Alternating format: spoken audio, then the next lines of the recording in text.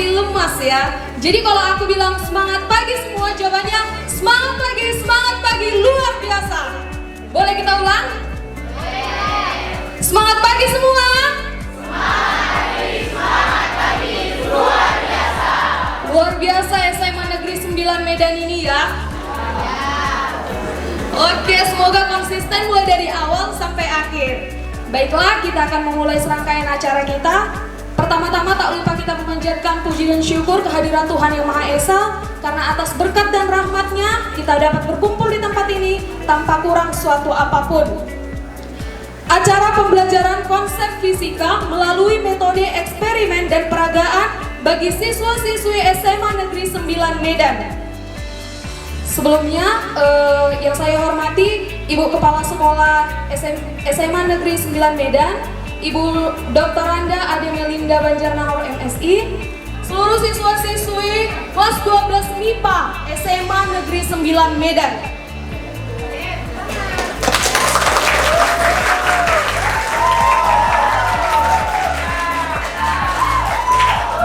Ada pepatah mengatakan, tak kenal maka tak sayang, udah kenal belum tentu sayang.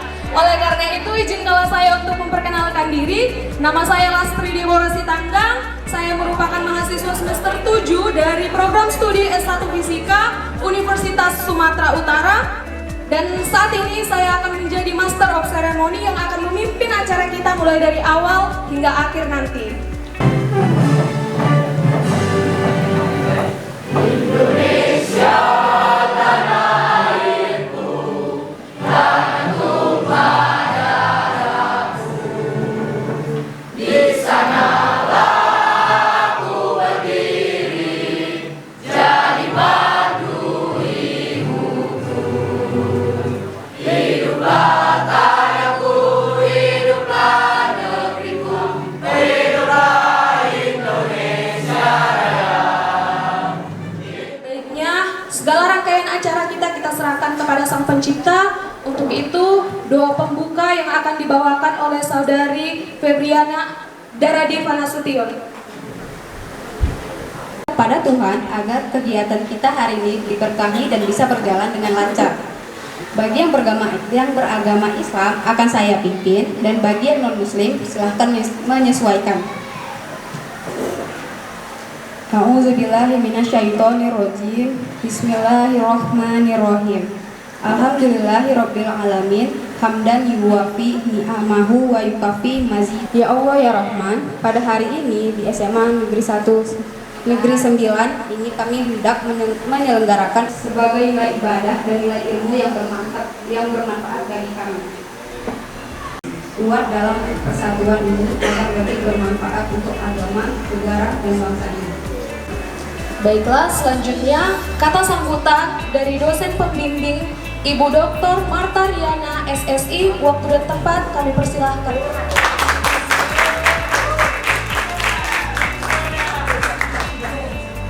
Selamat pagi untuk kita semua.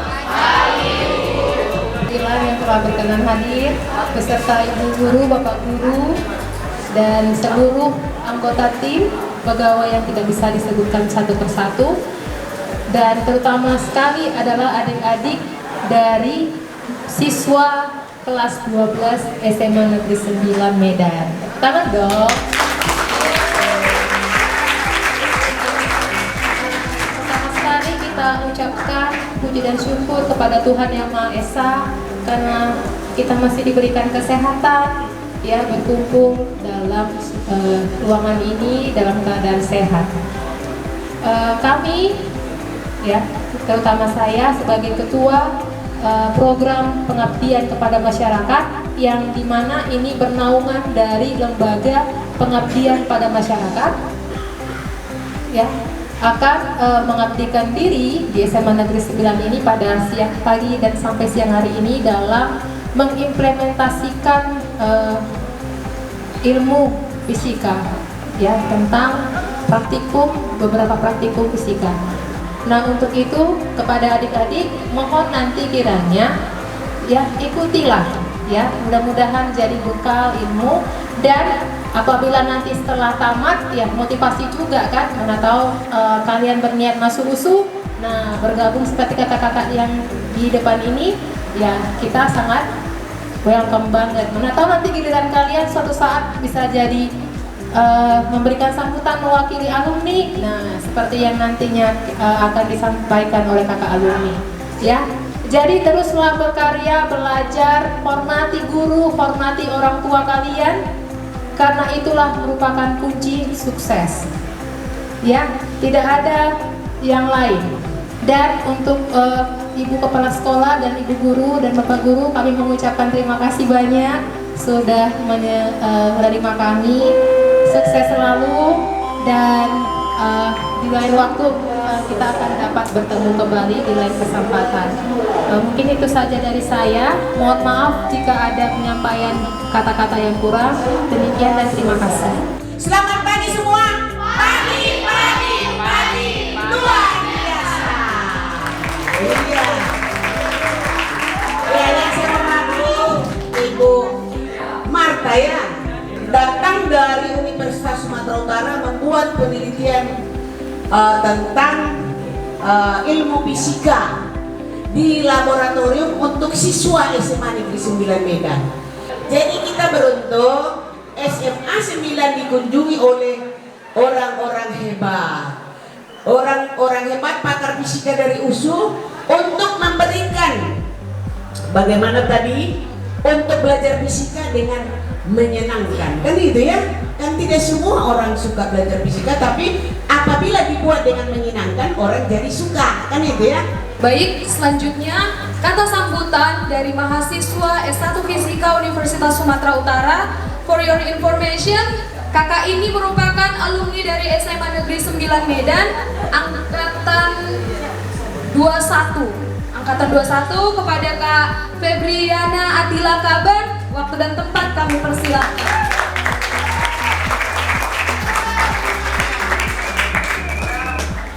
Baik, assalamualaikum warahmatullahi wabarakatuh. Selamat pagi semuanya. Ya, sebelumnya saya mengucapkan terima kasih atas kesempatannya kali ini. Cukup membanggakan bagi saya sendiri sebagai alumni dari SMA Negeri 9 Medan. Terima kasih kepada Bapak Ibu Guru yang sudah mengajarkan atau memberikan ilmunya selama ini kepada saya sehingga saya bisa berdiri di sini. Sebagai pesan khusus untuk Pak Sarumpayat, terima kasih sudah memberi bimbingannya selama ini. Rajin-rajinlah belajar, banyak mengeksplor mana jurusan yang ingin kita masuk atau universitas mana yang ingin kita jalani ke depannya. Mungkin itu aja, jangan banyak bermain. Kata sambutan dari mewakili siswa SMA Negeri 9 Medan kepada Toga Andreas. Sebelumnya, marilah kita panjatkan puji dan syukur kepada Tuhan Yang Maha Esa. Karena berkat dan karunia-Nya lah kita bisa berkumpul di tempat ini untuk mengikuti kegiatan pengabdian masyarakat dari kakak-kakak mahasiswa Universitas Sumatera Utara. Yang saya hormati Ibu Kepala SMA Negeri 9 Medan, Ibu Dr. Anda Ademelinda Banjarnegara MSI, beserta dengan Bapak Ibu Wakil Kepala Sekolah SMA Negeri 9 yang hadir di tempat ini pada hari ini. Selanjutnya yang saya hormati Ibu dosen pembimbing Ibu Dr. Marta Riana SSI, beserta dengan kakak-kakak mahasiswa yang hadir pada tempat ini. Saya sebagai perwakilan siswa mengucapkan selamat datang kepada Ibu dosen pembimbing dan juga kakak-kakak mahasiswa yang telah hadir di SMA Negeri 9 untuk melaksanakan kegiatan pengabdian masyarakat. Semoga dengan kegiatan ini bisa bermanfaat bagi kami siswa dan siswi SMA Negeri 9 dan juga bisa tercapai tujuan dari kakak-kakak dalam melaksanakan kegiatan pengabdian masyarakat di SMA Negeri 9 Medan. Tanya Bapak Profesor Dr. Perinasi Nur Haji yang berhalangan hadir pada hari ini memberikan kenang-kenangan kepada SMA Negeri 9. Semoga sekolah ini semakin maju ya, lulus dan menjadikan alumninya yang berkontribusi yang bermanfaat bagi nusa dan bangsa. Dan kemudian ini ada buku biografi fisika Nanti adik-adik bisa membaca ya, tapi jangan pula dibawa pulang dan nggak dikembalikan ya. Bisa dibaca untuk menambah wawasan dan pengetahuan mengenai tokoh-tokoh fisika seperti Einstein ya, Einstein dan lain sebagainya. Ini kami simbolis menyerahkan kepada Ibu Kepsek, semoga berkenan menerimanya dan bisa bermanfaat. Terima kasih. Udah, penyerahan plakat udah. Sekarang kita masuk ke percobaan eksperimennya. Namun sebelum itu, aku mau adik-adik ini semua membentuk 8 kelompok. Dengan masing-masing anggota kelompoknya itu berisi 9-10 orang. Assalamualaikum warahmatullahi wabarakatuh.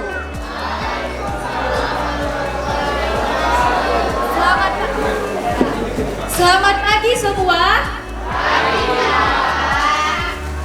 Kelihatannya masih kurang semangat ya. Kakak ulangi sekali lagi. Selamat pagi semua.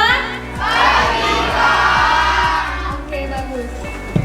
Nah, adik-adik, pada hari ini kita akan mempelajari sebuah materi yang berjudul Hukum 1 Newton dan Inersia atau Kelompokan. Nah, kalian ini anak fisika kan? Kalau begitu, kalian sudah familiar dong dengan nama Newton. Siapa yang tahu kepanjangan dari nama Newton? Kalau yang tahu langsung tunjuk tangannya, Dek. Searching ya. Nggak boleh searching. Pertama, masa yang dari kelas 11-1 dari pertanyaan kakak, kepanjangan nama Newton itu Isaac Newton. Ya benar. Jadi Newton merupakan fisikawan yang berasal dari Inggris. Bapak Newton ini telah menemukan beberapa konsep tentang pergerakan suatu benda. Hukum Newton sendiri merupakan hukum yang menggambarkan hubungan antara gaya yang diberikan kepada suatu benda dan pergerakan yang disebabkannya. Oleh karena itu, hukum Newton terbagi menjadi 3, yaitu hukum 1 Newton, hukum 2 Newton, dan hukum 3 Newton. Metode percobaan hukum Newton 1 dan inersia atau kelembaban. Adik-adik, tolong perhatiannya ke sini sebentar ya. Nah, adapun alat dan bahan yang akan kita gunakan dalam percobaan kali ini adalah kentang, sumpit, dan juga palu.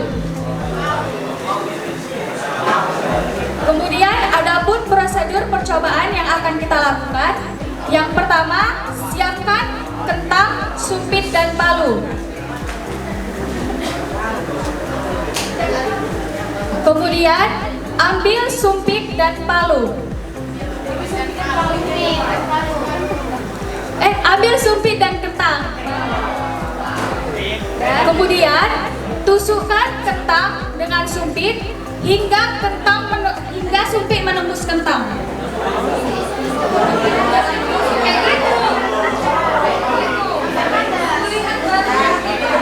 Sampai menembus kentang ya, Dek.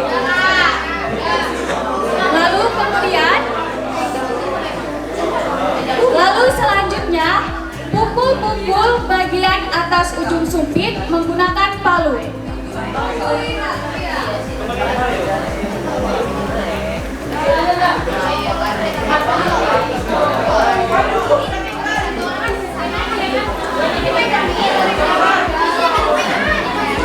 Sudah? Apa yang terjadi ketika kalian melakukan percobaan tersebut? Sabar. Nah, berikut merupakan penjelasan mengenai prosedur percobaan. Di sini kakak akan memberikan waktu kepada kalian semua, kepada semua kelompok, waktu 3 menit untuk mengulangi percobaan atau mempraktikkan ulang kembali apa yang sudah kami praktikkan tadi.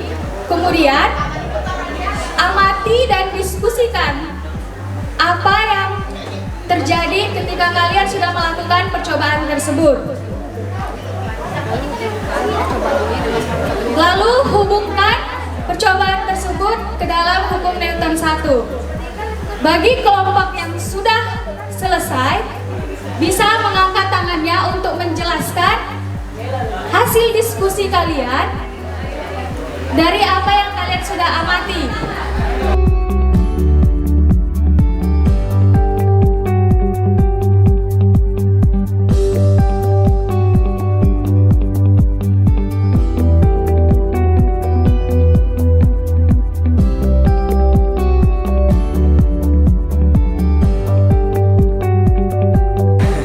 Jadi ketika sumpitnya dipukul, sumpit akan mengalami gaya gerak, sedangkan ketak tetap diam.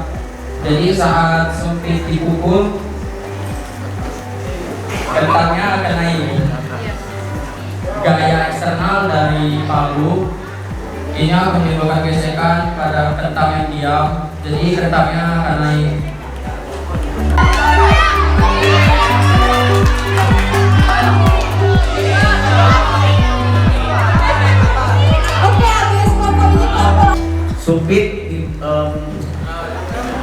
Sumpit akan turun ke bawah, sedangkan kentang akan tetap diam.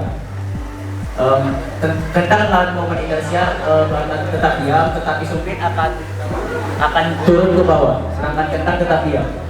Oke, itu saja Kak. Supaya adik ini nggak ngambek.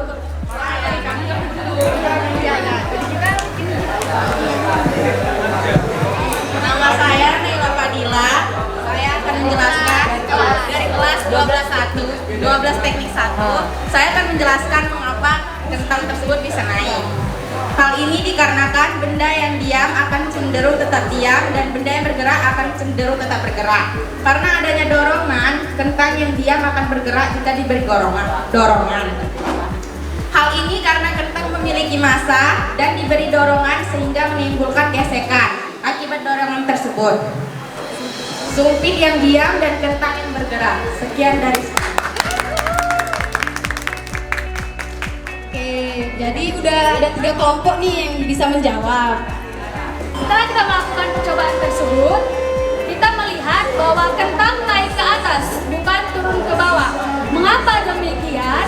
Nah, karena kentang memiliki massa, di mana massa adalah ukuran inersia suatu benda. Di mana yang seperti disebutkan Kak Diva tadi, inersia adalah kecenderungan suatu benda untuk mempertahankan keadaan awal atau posisinya. Nah, di mana semakin besar massa, maka akan semakin besar kecenderungan suatu benda untuk mempertahankan keadaan awal atau posisinya. Nah, pada saat sumpit diketuk, sumpit akan masuk atau turun ke bawah, sedangkan kentang akan tetap diam untuk mempertahankan keadaan kondisi awalnya. Itu saja sih. Dari kelompok hari ini.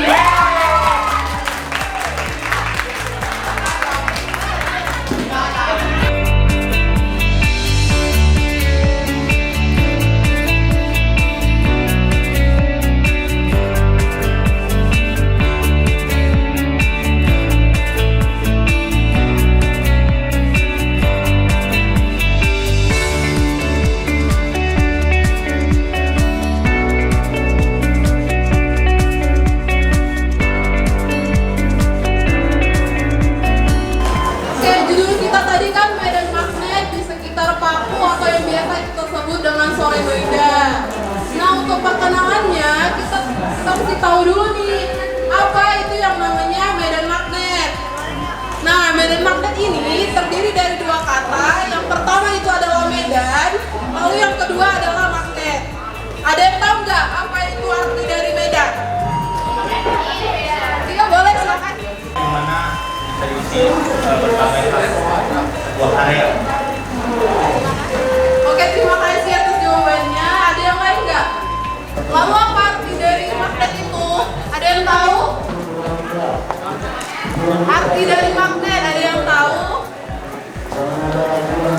Iya, magnet itu adalah suatu benda yang memiliki kemampuan untuk dapat menarik benda-benda yang ada di sekitarnya. Tapi dengan catatan, benda tersebut memiliki sifat magnet yang kuat atau biasa kita sebut dengan ferromagnetik. Medan magnet adalah suatu daerah atau area di mana masih dipengaruhi oleh gaya tarik magnet. Karena udah tahu arti dari si medan magnet ini, kita akan mencari tahu dari mana aja sih asal dari si medan magnet ini terbentuk. Nah, medan magnet ini terbentuk dari dua. Ada yang tahu? Kutub utara sama kutub selatan. Yang pertama itu adalah dari magnet sendiri, seperti yang dibilang kawan kita tadi. Nah, yang pertama itu adalah dari magnet. Nah, ketika medan magnet yang berada di si magnet ini tadi, dia digambarkan sebagai garis-garis gaya yang berasal dari arah kutub utara menuju ke kutub selatan. Lalu yang kedua itu adalah dari arus listrik. Nah, ini akan kita bahas nanti di judul kita, yakni solenoida. Nah, arus listrik ini akan menghasilkan medan magnet yang mana akan kita sebut sebagai induksi magnet. Nah, salah satu contoh dari induksi magnet ini adalah percobaan kita hari ini, yakni medan magnet di sekitar paku atau solenoida. Apa itu solenoida, Kak? Solenoida adalah suatu kumparan kawat yang dililitkan pada sebuah objek. Dalam hal ini kita memakai objeknya adalah paku. Oke? Nah, ketika arus listrik tadi mengalir dari suatu kawat, paku ini tadi akan berperan sebagai elektromagnet. Nah, semakin besar arus listrik yang dialirkan, maka akan semakin besar pula medan magnet yang akan dihasilkan pada si kawat ini tadi. Ketika arus listrik mengalir dari sebuah sumber tegangan, kita misalkan itu adalah sebuah baterai. Kita misalkan sebuah baterai melalui sebuah kawat tembaga, sebuah kumparan kawat tembaga atau yang sudah dijelaskan oleh Kak Febriana tadi, yaitu solenoid. Nah, ketika arus listrik ini mengalir melalui sebuah kumparan, maka akan terbentuk medan magnet. Nah, tadi sudah dijelaskan bahwasanya solenoid itu adalah sekumpulan atau kumparan beberapa lilitan. Nah, setiap lilitan di depan kalian udah ada kan paku yang udah dililitkan. Nah, setiap lilitannya itu akan menghasilkan medan magnet yang kecil. Nah, medan magnet dari setiap lilitan itu akan saling memperkuat dan menghasilkan medan magnet yang lebih besar. Nah, medan magnet yang lebih besar ini kan, ketika kita masukkan paku ke dalam lilitan solenoid itu, maka medan magnet yang besar tadi itu akan mempengaruhi paku, dan paku akan menjadi elektromagnetik. Paku ini akan menjadi magnet sementara yang memiliki kutub utara dan kutub selatan pada ujung-ujung paku itu. Percobaan ini kita menggunakan alat percobaan. Yang pertama itu ada paku, ada kawat tembaga, yang ketiga ada baterai, yang keempat ada peniti, jarum pentul, dan klip kertas. Oke, selanjutnya kita masuk ke prosedur percobaannya. Yang pertama itu kita akan melilit kawat tembaga pada paku yang berukuran 10 cm. Nah, pada proses pelilitan kita akan mengusahakan melilitnya itu serapat mungkin. Karena apa? Kerapatannya akan mempengaruhi besar kecilnya medan magnet yang dihasilkan pada suatu kumparan. Perkenalkan, nama saya Vanessa dari kelas 12. Berdasarkan percobaan yang sudah kami lakukan, kesimpulan yang kami dapatkan adalah medan magnet itu berbanding lurus dengan panjang lilitan. Jadi kami sudah melakukan dua percobaan. Tadi yang pertama 41 dililit dengan 40 lilitan, yang kedua dengan 60 lilitan. Dan yang kami dapatkan adalah semakin panjang lilitannya, semakin besar daya tarik magnet tersebut, dan semakin sedikit dia semakin kecil juga. Yang 40 daya listrik daya listrik yang diberikan ke paku hingga paku menjadi magnet itu lebih sedikit daripada 60. Jadi yang 60 lilitan dapat mengangkat lebih banyak paku peniti, penjepit kertas, sama jarum pentul. Terus daya listrik yang dihantarkan ke paku 60 liter membuat paku memiliki lebih banyak daya magnet yang diterima.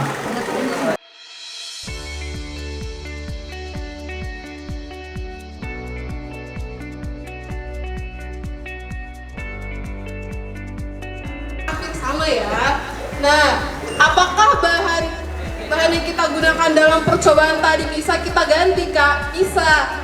Karena yang kebetulan yang kita coba tadi adalah bahan ferromagnetik, yang mana bahan ferromagnetik itu memiliki sifat magnetik yang sangat kuat. Contohnya pada percobaan tadi. Nah, untuk jenis-jenis bahan magnetik ini ada 3 bahan. Yang pertama itu adalah ferromagnetik yang kita lakukan pada hari ini. Itu salah satu bahan yang memiliki sifat magnetik yang paling kuat. Lalu yang kedua itu adalah paramagnetik. Nah, paramagnetik ini adalah salah satu jenis magnet yang dia masih memiliki daya magnet yang kuat, tetapi dia tidak sekuat bahan ferromagnetik. Lalu yang terakhir itu adalah diamagnetik. Oke, nah bahan diamagnetik itu dia bahan yang lemah untuk menarik si magnet itu tadi, atau dia lemah daya magnetnya itu tadi. Nah, untuk contoh dari diamagnet itu kayak misalnya kayak kayu gitu kan, plastik gitu. Nah, jadi apakah bisa diganti dengan bahan lain? Bisa, tetapi medan magnet atau kuat magnetnya tadi akan menurun. Atau dapat disimpulkan berbeda bahannya, ketika bahannya tadi diganti tergantung dengan bahan apa dia digunakan, maka tergantunglah kuatnya tadi apakah semakin besar atau semakin menurun berdasarkan bahan yang kita gunakan. Apakah cukup sampai sini? Dapat dipahami?